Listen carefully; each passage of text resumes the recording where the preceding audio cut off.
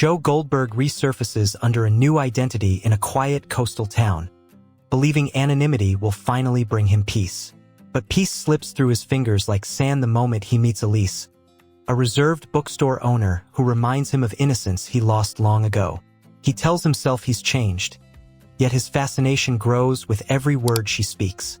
He watches her kindness touch every customer, her laughter healing spaces he never thought could feel safe again. He swears he doesn't need to protect her. He swears he doesn't need her. He begins working at a local library to stay close yet invisible, convincing himself it's coincidence. He hopes routine will tame the darkness still whispering inside him, offering structure and salvation. A small community, friendly locals, and predictable days feel soothing, almost ordinary. But ordinary isn't Joe. And soon, he finds himself memorizing Elise's schedule, tracking the men who hover too confidently around her. A fragile thread of obsession begins to stitch itself through his chest again. A mysterious podcast journalist named Avery arrives in town hunting hidden monsters in plain sight. Her previous series exposed criminals who escape justice, and rumors swirl that she's here because of Joe's supposed death. Joe overhears her questions, and every syllable feels like a knife cutting through his new life. He knows she's too smart to ignore coincidences, too driven to drop a scent once she has it. Every breath he takes feels monitored, every step analyzed. He wonders if running again is his only option. Elise senses Joe's anxiety and offers support, thinking he's a man trying to outrun trauma, not truth. Her empathy disarms him, and for the first time in years, Joe feels seen without manipulation. But love, for him, has always been a wound dressed as salvation. He fears harming what he craves, yet can't detach from the warmth she brings. She tells him everyone deserves a second chance, unaware she's speaking to a man who's taken too many already. His heart tightens, torn between desire and destruction. Meanwhile, Avery becomes convinced someone dangerous lurks nearby, her research pointing toward a quiet stranger with a dark past. She begins interviewing townspeople and uncovers suspicious timelines, cold cases, and inconsistencies around Joe's alias. Joe starts receiving anonymous messages. "I know who you are." Panic claws at him, every instinct preparing for violence, for escape, for survival. He tries to smile at neighbors, but paranoia eats at him hour by hour. The predator becomes prey in his own mind. A violent incident shakes the town when Elise's ex, Dylan, returns demanding control and stirring chaos. Joe's protective instincts flare like wildfire, and he shadows Dylan's movements for days. The line between guardian and stalker blurs once again. Joe imagines a life where Elise never hurts again, where men like Dylan disappear quietly. But imagination tastes too similar to intention, and Joe fears what he could become for her. Dylan notices he's being watched, escalating the danger. Avery crosses paths with Dylan and senses he knows something. She digs deeper, connecting Joe's arrival to unexplained events. Dylan drunkenly claims Elise has a secret admirer, unknowingly fueling Avery's investigation. Joe panics, knowing Avery isn't just determined. She's close. Elise sees Dylan harassing her again and confides in Joe, trusting his calm presence. Joe swallows the urge to fix things permanently. Still, his fingers twitch, craving control. Late one night, Dylan attacks Joe in an alley, accusing him of manipulating Elise. Joe restrains himself at first, trying to prove he's a changed man. But Dylan provokes him, and Joe snaps, nearly strangling him before footsteps scare him off. Joe flees, shaken at how easily violence returned. Dylan survives but tells Avery he saw something monstrous in Joe's eyes. Fear settles heavy in Joe's stomach. The monster isn't dead. It's merely starving. Elise finds bruises on Joe's knuckles the next morning and worries he's in trouble.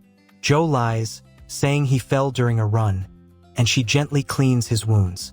The tenderness almost breaks him, yet lies spill as easily as breath. Elise opens up about fearing she'll fall for the wrong man again. Joe promises she can trust him, hating how much of that promise is poison. Her kindness is sunlight, but he is still shadow stretching to drown it. Avery's podcast trailer releases, teasing a ghost killer who faked his death. The town buzzes and suspicion shifts toward Joe as whispers spread.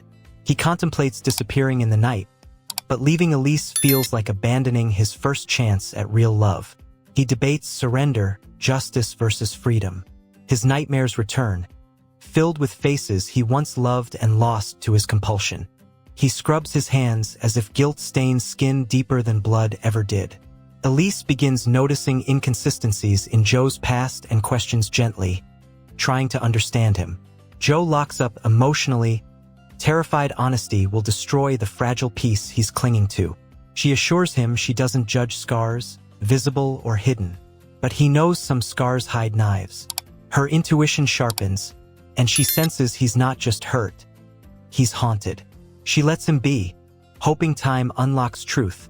Unaware time corrodes secrets too. Dylan disappears suddenly, and suspicion tilts violently toward Joe despite his innocence this time. Elise struggles with doubt, torn between instinct and emotion. Joe feels panic rip through him, believing fate is hunting him again. He considers confessing everything to Elise and begging forgiveness. But how do you confess to being a nightmare disguised as a man? Avery circles closer, smelling blood, physical or metaphorical. Joe finds Dylan alive, hiding after receiving threats from someone pretending to be Joe. Realization shatters him. Someone is framing him. Another predator hunts in silence, stalking both Dylan and Joe. Joe wants to protect Elise and even Dylan for her sake, but knows the town will never believe him. He's trapped, guilt mixing with terror, darkness curling like smoke in his thoughts. Avery receives a mysterious file revealing crimes matching Joe's past patterns but happening after his supposed death. Someone has copied his methods. The idea of a Joe disciple terrifies him more than exposure. He wonders if his evil infected someone else, spreading like disease. Elise sees fear in his eyes and touches his face, grounding him. He says he's scared he'll hurt her, not knowing if it's warning or prophecy. The new stalker escalates, breaking into Elise's store at night and leaving notes mimicking Joe's past obsessions. Police investigate but dismiss paranoia, thinking it's a prank. Elise breaks down, feeling hunted, and Joe's chest tightens with rage and helplessness. He vows silently to protect her, even if it means embracing the beast again. He sharpens his senses, tracks shadows, becomes hunter once more. Redemption cracks under the weight of obsession. A masked intruder attacks Avery, whispering, "You don't get to expose him, only I can." She survives and finally believes the threat is real. She teams with Joe reluctantly, prioritizing truth over pride. Their alliance is fragile, born from desperation, not trust. Joe leads her through patterns only he understands. Elise watches them leave together, confusion brewing into dread. Clues lead them to a local man obsessed with true crime lore, who idolized Joe's past through underground forums. He doesn't want Joe exposed. He wants to replace him. Joe and Avery find his hidden room filled with articles, photos, and violent fantasies.